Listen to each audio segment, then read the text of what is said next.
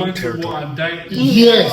You never experienced Experience peace. All right, guys, welcome back again. So today we're going to be diving into the history of Canada, explained in 10 minutes. I've always talked about exploring the history of Canada. So thank you for recommending this video to me. So today we're going to do it and dive into it together. Let's go.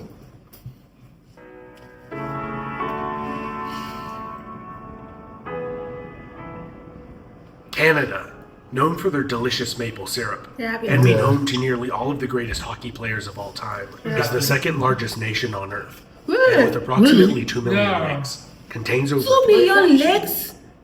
With approximately 2 million lakes. So you is water. Wait. It's the second largest country in the world. That's what it's saying? Next to US, I guess. I didn't know that. No, I didn't know that. That's shocking though. And 2 million lakes. Okay, let's keep going. 50% of the freshwater lakes on the planet. Wow. For many thousands of years, this region was populated with many indigenous tribes of hardy people, capable of overcoming the severe and lengthy winters, thriving and developing unique cultures. The first non-native people to settle in Canada, and the New World in general that we know of for sure, were the Vikings. They built a settlement in Newfoundland around 1000 AD. Vikings enter Canada. From around 100. This is new history to me though. Yeah, actually. I know that the Vikings invaded the English, the Mediterranean, Yes, but Canada. but Canada. Wow. So currently now, I think there are still Vikings there because Definitely. So they wow. It is unclear for exactly how long this settlement was occupied for, or if there was more, but ultimately, it was either abandoned, pillaged, or its inhabitants succumbed to disease, or assimilated into the local population. But theories abound. Nearly 500 years later, in 1497, the Italian explorer, Giovanni Capoto, was the first European to explore North America's coast, claiming it for the English crown. Shortly after, the Spanish and the Portuguese would do the same, but remained uncolonized for several decades, with only a few seasonal Portuguese and Basque fishing outposts built, until the French arrived. Jacques Cartier claiming the land for France in 1534. He named the gulf and river after St. Lawrence's feast day on which he arrived. The French called the territory around the river Canada, after the native word for settlement. After several failed attempts at permanent settlement succumbed to starvation and disease, the cities of Quebec and Port Royal were successfully established. By 1670, the English colonies in the south had expanded, and new settlements were established in Newfoundland and south of the Hudson Bay. Wow. Okay, this got me thinking. What about the native people of Canada? But it feels like he's no longer talking about them again because other colonies as other people as Yes, they as came. invaded and, Yeah, they tried to. What they're trying to say here. What I think I'm getting from this is that they tried to.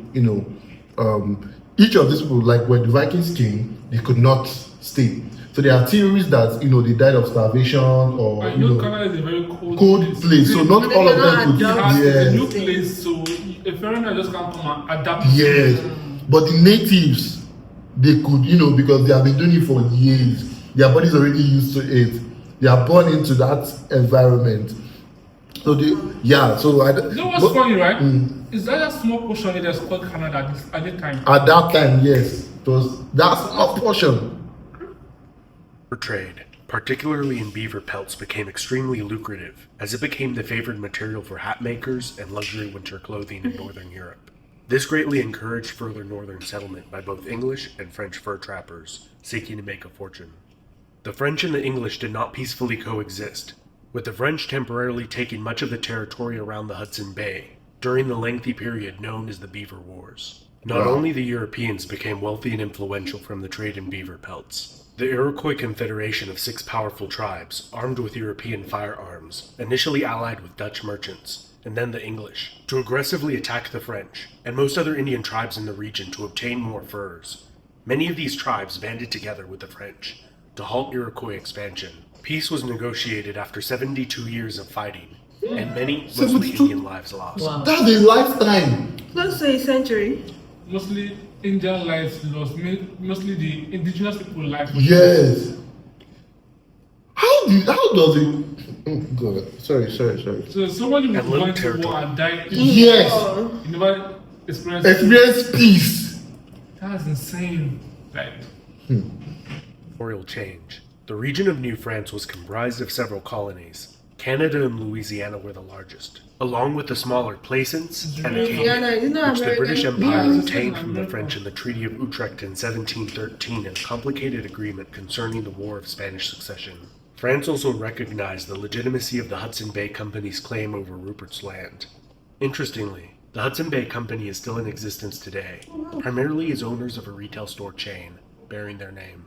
Despite their larger territory, the French increasingly became outnumbered by the rapidly growing British colonies surrounding them, by a margin of 10-1 by the time the next major conflict between the two occurred. During the 7 Years' War, or the French and Indian War, as it has become known in much of North America, French-speaking Acadians were deported far from the Canadian borderlands, some of whom formed the basis of much of the Cajun population of modern-day Louisiana and New Orleans. Both English and French empires sent thousands of regular infantry to North America during the war, supported by local militias and Indian tribes. The greatly outnumbered French relied heavily on Indian allies and fought the British to a standstill early in the war, until the British successfully besieged the cities of Quebec and Montreal. Despite the French later defeating the British in a pitched battle, they failed to retake their capital city. In the treaty that ended the war soon after, France ceded Canada to Britain, while giving Louisiana territory to her ally, Spain. It is important to note at this time much of North America's non-coastal areas were still largely unpopulated,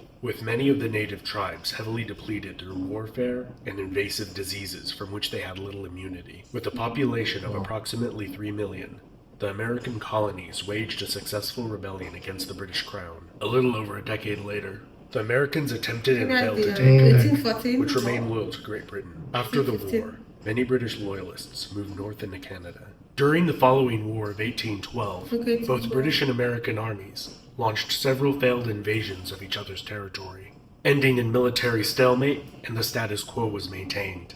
The treaties following the war established a more formalized border between the two nations. Despite the Canadians' desire not to join their American neighbors to the south, movements for self-rule increasingly grew among the Canadian lower and middle classes, culminating in the rebellions of 1837 and 38 that were severely dealt with and crushed, and saw the short-lived Republic of Canada established by William Lloyd Mackenzie. Despite the Republic's short-lived lifespan and diminutive size, widespread public support, not only from many Canadians, both French and English-speaking, but also from Americans to the south, spurred Great Britain's government to make major concessions in the rebellion's aftermath. The Act of Union in 1840 united Upper and Lower Canada into the new province of Canada, and the granting of responsible government soon after allowed for a far greater degree of self-rule to be exercised by the elected representatives of the people. In 1846, the disputed Oregon Territory was peaceably divided between Great Britain and the United States, pretty much by drawing a straight line and giving Vancouver Island to Canada. Throughout the 19th century, a massive boom in the logging industry fueled large waves of immigration to Canada, gradually replacing the fur trade as Canada's most lucrative industry. In 1867, the British North America Act, or more commonly called the Constitution Act today, established Canada as a self-governing democracy with Ottawa as its capital city. To the west, the Hudson's Bay Company negotiated the sale of Rupert's Land to the newly formed Canadian government. The Métis people, of mixed European, primarily French, and Indian ancestry, were the largest population of the Winnipeg area of what is now Manitoba. Fearing the land they had held for generations would be seized by newcomers from the east, they rose in rebellion, creating a provisional government. And after a tense standoff, an eventual occupation by federal troops, many of their demands were met, respecting their rights. The leader of the rebellion, Louis Riel, would lead another larger but less successful rebellion 15 years later that ended with his trial and execution.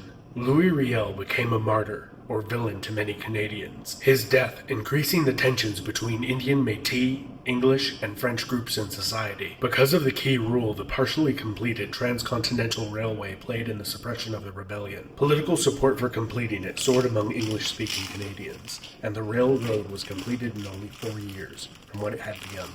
The 1890s saw the Klondike Gold Rush, in which over 100,000 prospectors set out to the remote Yukon region in hopes of striking it rich. Some did, but most didn't. After several decades of stagnant population growth, largely due to emigration to the United States, Canada's population sharply increased due to a good economy and high foreign immigration throughout the early 20th century. During the First World War, Canada, still a dominion of the United Kingdom, sent 620,000 troops Wow. to fight in Europe. 67,000 would die, while another 173,000 would be wounded. The staggering casualty rate grieved and shocked the nation. The war had a strong impact on Canadian nationalism and the desire to self-govern its own international affairs, which they obtained when the British Parliament passed the Statute of Westminster in 1931, which acknowledged Canada's co-equal status with the United Kingdom. Between the World Wars, Canada was hit particularly hard during the Great Depression of the early 1930s,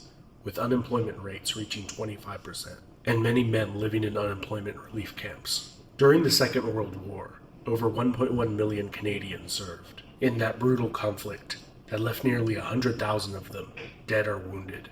In 1949, Newfoundland became the last Canadian province to incorporate.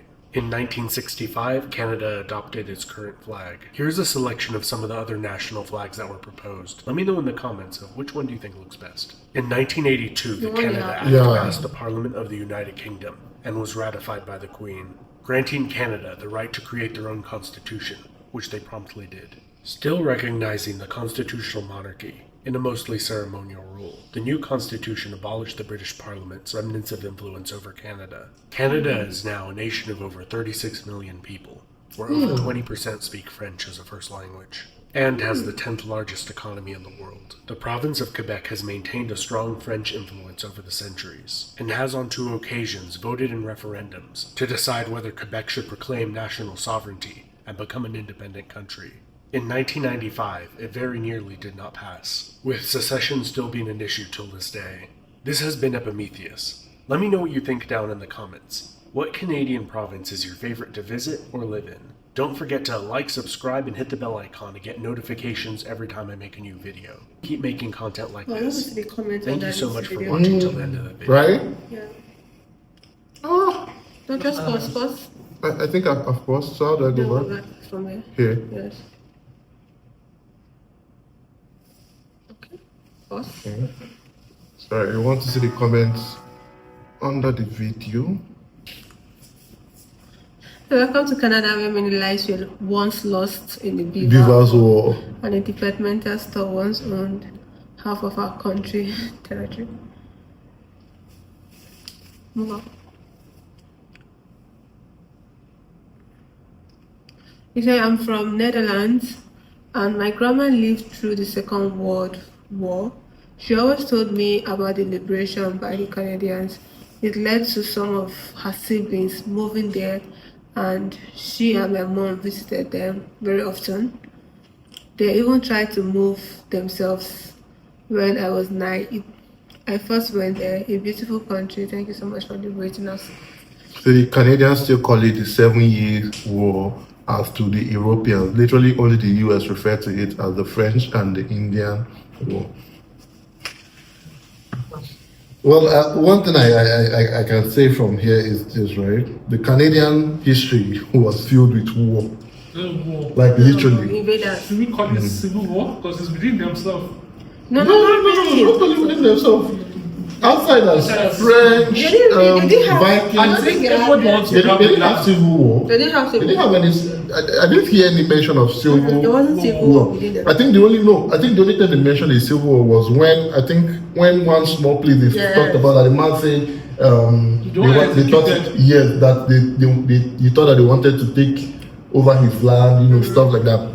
And then the Quebec is not even like, it's just like they said they want to make themselves an independent country. So there was all the other ones that like outside It's invasions so and funny to see everything. how big and how large Canada is, and the USC refer to them as their 51 states. Like, and the funny thing is that they didn't start out that big. You see how they progressed. Yeah. Like there was a tiny place that they called Canada at first. Like it was Actually grew. Just They like grew. Quebec side. wow. This is amazing history. I really love it. So please, if you have more details on each of these wars, please drop the link in my comment section. Now, many of you dropped the link for me before.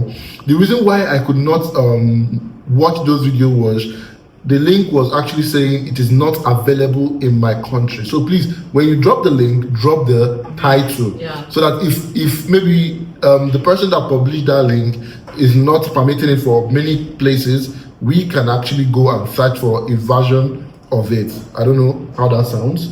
So thank you guys for sticking around to this part. Do not forget to like, subscribe, and comment on this video. I really appreciate every single one of you and our members. A big shout out to you all. Love you guys and see you on the next one. For now, remember, blessed.